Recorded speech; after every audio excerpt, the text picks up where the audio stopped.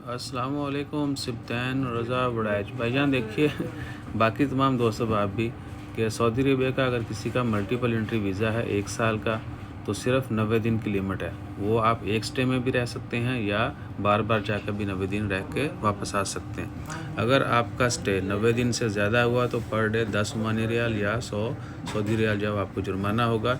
एक बार फिर रिपीट कर रहा हूँ, सऊदी अरेबिया जाने वाले जितने भी लोग हैं और उनके पास मल्टीपल एंट्री वीज़ा है, वो ये मत सोचें कि 90 दिन रहेंगे वापस आ जाएंगे फिर जाएंगे।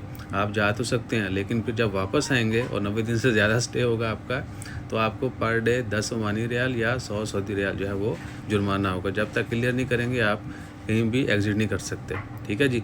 तो बेशक आप एक स्टे में रह लें 90 दिन या बार बार आ जाके 90 दिन कंप्लीट कर लें।